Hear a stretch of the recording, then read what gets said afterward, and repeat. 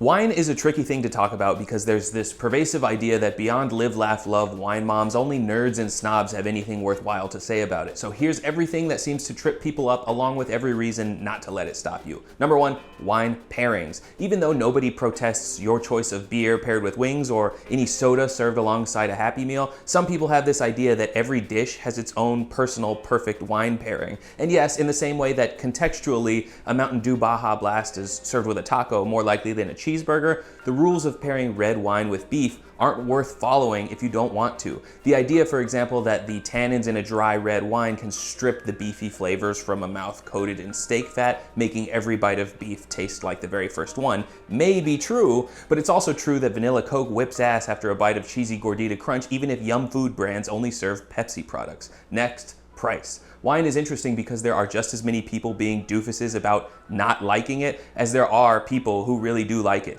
Anytime that a survey or a study can prove that people can't tell the difference between expensive wine and cheap wine in blind taste tests, the well actually types crawl out of their holes to delight in how, according to science, anyone who spends more than $15 on a bottle of wine is a total sucker.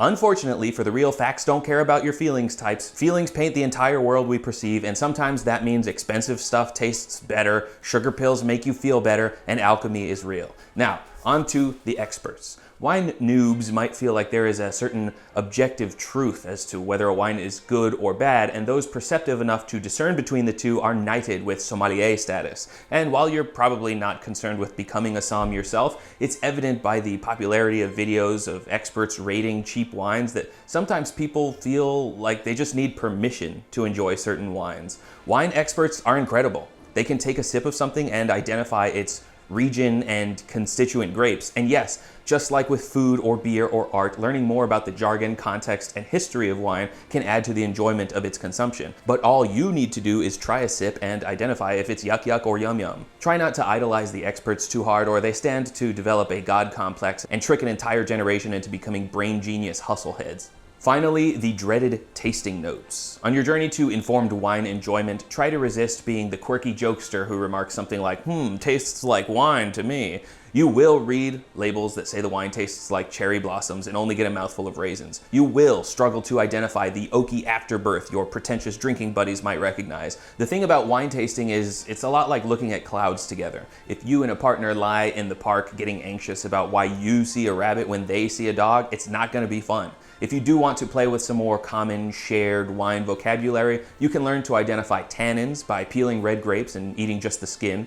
You can sip a Chardonnay and look for diacetyl, the flavor compound that you might find in movie theater popcorn, inspiring people to describe it as buttery. You can use the word terroir to describe the conditions in which the grapes were grown, including its climate, soil, and neighboring flora and fauna. I also have an older video all about words to describe food and drink if you'd like to reference that.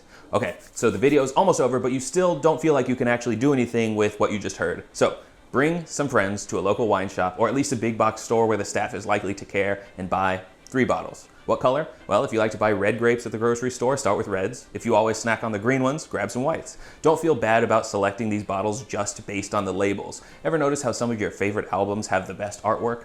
Let wine be just one more example in which marketers do all the thinking for you. Talk to an employee if you have certain preferences. For example, if you specifically wanted an organic wine, all of the old school French wines won't put that on the label, since to them it's just the conventional way of growing their grapes.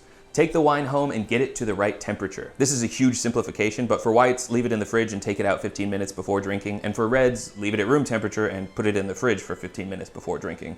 Pour it into whatever glass lets you enjoy it to its fullest. Sometimes I will pour box wine into a fancy glass so that it feels special, and sometimes an expensive pet nat hits twice as good when irreverently slurped down poolside in a plastic cup.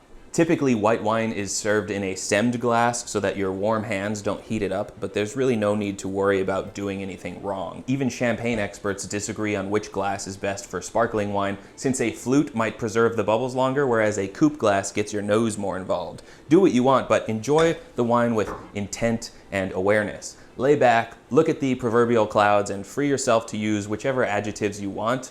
Wine can't literally be round or sharp or dry, so get conceptual and call it fuzzy for all I care. Get all of your senses involved by sniffing the wine and looking at the way it behaves against the glass. Do some direct comparisons, like letting half a bottle sit in a decanter for half an hour and seeing if you can taste any difference between the decanted wine and the wine straight out the bottle. Keep making comparisons and repeat the process until you develop some favorites, some undesirable attributes, and a personal wine lexicon. When your taste in wine becomes as refined as, say, your taste in YouTube subscriptions, you'll know that you've hit the target. This was a good year. ExpressVPN has paid to be mentioned at the end of this video. By now, you probably already know how VPNs help you hide your online activity from your internet service provider so that you can browse privately or download privately without having to worry about your data getting sold to third-party advertisers. A VPN basically encrypts all of your network data and reroutes it through their servers so that nobody can see what you're doing. You can also use a VPN to switch your location and get more options on streaming services. If an American uses a VPN to go onto UK Netflix, they can watch, for example, Anthony Bourdain's Parts Unknown, which is normally not available. I actually paid for and use ExpressVPN personally for the past few months before I even chose to accept this promotion, mostly for its speed and also for its reliability. So look into ExpressVPN for yourself. While you mull it over, see how you can get 3 months of ExpressVPN for free by visiting expressvpn.com/netshack or by clicking the link in the description below.